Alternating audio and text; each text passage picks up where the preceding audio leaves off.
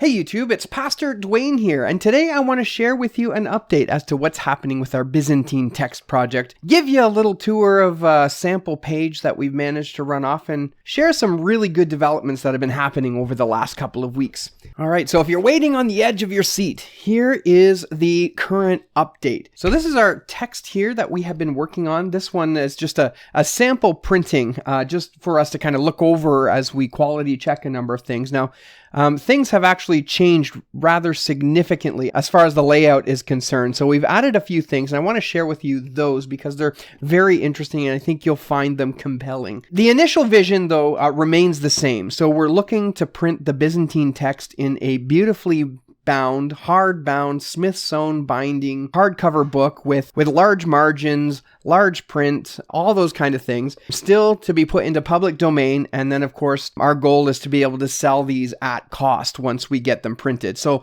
that goal remains the same, despite some of the other kind of exciting changes that have been happening. A couple things that have happened over the last couple weeks is we have actually introduced a few new people onto the team. So there's a plethora of us currently working on this edition. And it was briefly mentioned, actually, this project was briefly mentioned by Dr. Maurice Robinson in the latest Textual Confidence Collective video. Once you're done watching this, go check that out. It's a really good discussion between Dr. Shaw, Dr. Robinson, Dr. Gurry, and Timothy Berg, who is kind of, navigating the conversation. But Dr. Robinson made a brief shout out to the project that we are currently working on. And that's the current edition that's out there. It's a paper-bound one, and if you use it too heavily, it'll fall apart. But we're still looking toward another hardback Smith-sewn edition, and a fellow Dwayne Green, you know him. He's got a group going that's trying to work on getting the new edition hardbound, Smith-sewn. So that is an exciting thing that is happening. We're looking at potentially renaming our New Testament from the Greek New Testament, a comparative edition, to the Greek New Testament RP 2024.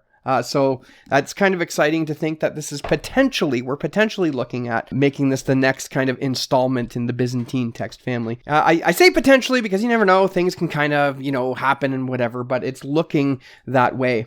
The other thing that has happened with this edition, we'll take a look at a sample page in a moment here, but we've decided to add an additional feature, if you will. So what we have done as a group is we have taken a look at 50 common important textual variants that we see in the Greek New Testament manuscript tradition, and we are going to take all the witnesses from the 10th century and below, and we're going to include a second apparatus for those special variants that we have picked out. Obviously, if you've seen my video on 1 Timothy 3:16, right, you'll know that that's going to be one of those special textual variants. So we're going to include that in a second apparatus. So the first apparatus is going to include all the differences between all the printed editions, and then the second apparatus is going to be that special apparatus for those 50 variants that we had selected to look into a little deeper.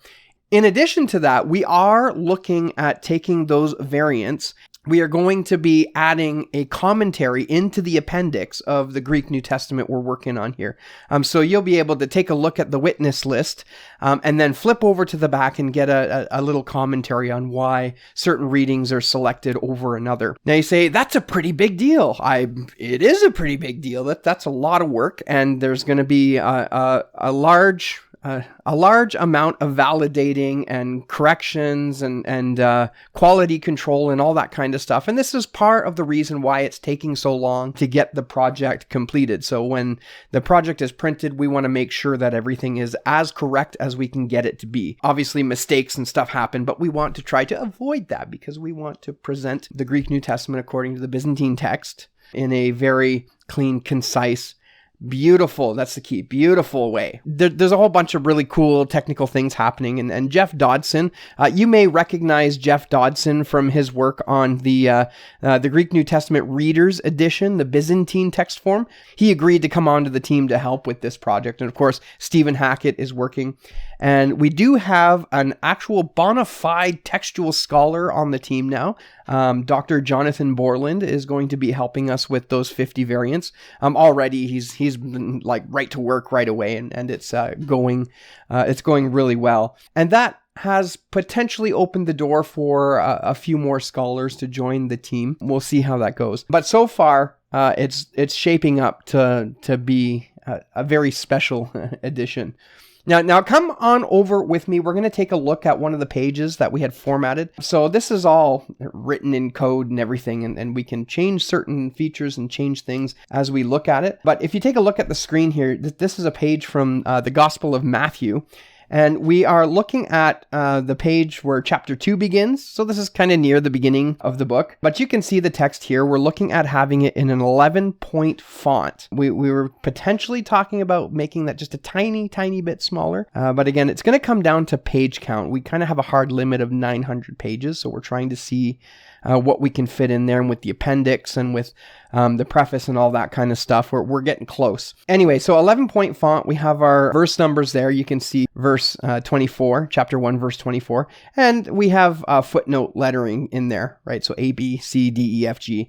And those bring you down to the first apparatus. So the first apparatus contains the differences or the variants between the printed editions. So we have grouped them together in a very similar way as Adam Boyd has. Now he has done some work on the Critical Greek New Testament, and we actually consulted with him a little bit with this project, and we've been kind of talking a little bit back and forth. So grateful to have his input and some of the work that he's done we've benefited from. But yeah, so you have the first apparatus there. So the CT represents what we call the critical text, and in that symbol we have grouped together all of the printed editions that we would consider to be critical text. So that would be Westcott and Hort, the Nestle Aland text, UBS. We've got ECM in there for where that's available.